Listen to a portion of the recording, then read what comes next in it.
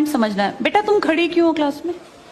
Seat नहीं मिल रही, आगे आ जाओ, थर्ड लाइन में आ जाओ, थर्ड लाइन में बैठा लो बेटा इसको। फिर तेरी बहन को जब कोई कहेगा यहाँ आके बैठ जा, फिर अच्छा लगेगा? थोड़ा लिमिट में रहना चाहिए ना। बैठ जाओ बेटा। चलो अपने देखो, अपने व्यवहार को ऐसा रखो जैसा तुम दूसरे के साथ करो, तुम्हारी बहन के साथ वही होगा। यहाँ नहीं, जहां वो कॉलेज में जाएगी वहां होगा, बस में होगा, ऑटो में होगा। समाज सबसे मिलके बनता है।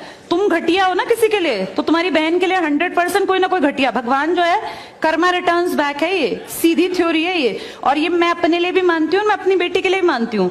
मैं जैसा कर रही हूँ ऐसा ही मेरे साथ होगा, या मेरे घर वालों के साथ। तुम जैसा कर रहे हो ऐसा तुम्हारे भाई बहनों के साथ होगा ही होगा। हम किसी भी बेटी के साथ गलत करेंगे ना, तो अपने आप को इसके लिए तैयार रखना कि मेरी बहन भी पढ़ने निकलेगी। आज छोटी है तो कल निकलेगी। चाचा की बेटी, मामा की बेटी, ऐसा नहीं कोई घर में रिश्ते ही ना हो, माँ भी तो होगी। जैसा तुम कर रहे हो ऐसा तुम्हारी माँ के साथ जरूर घटित हुआ होगा। अब तुम कर रहे हो, बड़े अच्छे कई एड्स हैं, उसमें एक जवान लड़का ना सीटी बजा रहा होता है, तो उसकी माँ, देखा तुम लोगों ने वो, उसकी माँ कहती है बेटा ये मत कर। तुम्हारी उम्र का था वो लड़का, उसकी माँ लगा लो मेरी एज की, मुझसे 2-4 साल बड़ी होगी, क्योंकि जो बच्चे 20 के हैं उनके माँ 40-45, उनकी माँ 45 साल तक की होती हैं। तो लगातार सीटियां बजा रहा है, उसकी माँ उसको कहती है बेटा मत कर, वो इरिटेट हो जाती है। तो वो फील करता है कि मेरी माँ ऐसा क्यों, मतलब क्यों चिढ़ रही है सीटी बजाने से, घर में बैठ के बजा रहा था सीटी।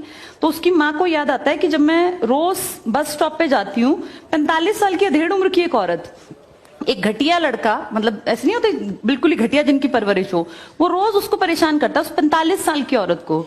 तो उसको फिर फील होता है कि ये मेरा बेटा जो हरकत कर रहा है ये उस लड़के से मेल खाती है। बहुत अच्छा ऐड है, उसका एसेंस बहुत अच्छा निकल के आता है कि एक्सप्लॉयटेशन सिर्फ जवान लड़कियों का नहीं होता। आप गलत कर रहे हो ना, कोई आपकी माँ के साथ, आपकी बहन के साथ कहीं ना कहीं कोई गलत करेगा फिर। इसलिए समाज को अच्छा बनाओ, क्लास को ऐसा बनाओ, कोई लड़की वहां से अगर आ रही है और तुम कह रहे हो यहाँ आ जा, तो ये ठीक है, ये अपने आप सोच के देखो। ये हमारी परवरिश को भी दिखाता है कि हमारी परवरिश कैसी माँ ने की है।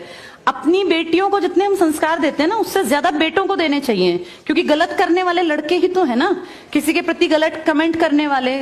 ये ठीक नहीं होता।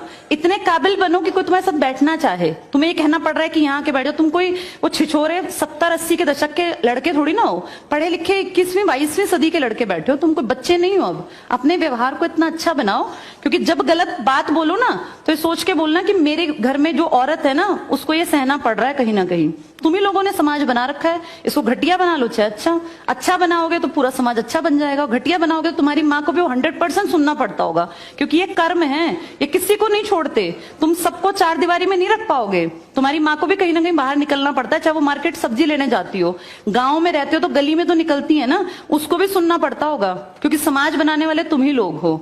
तो ये ध्यान रखो सबको कि भाई किसी को हमारे किसी भी कमेंट से बुरा ना लगे, और इनको अलग मत समझो। जैसी तुम्हारी बहनें ऐसी ये हैं, पसंद आना कोई अलग बात होती है, पर व्यवहार अच्छा रखना चाहिए। तुम्हारी परवरिश अच्छी माने की है, कम से कम ये दिखा के चलना। चलो ये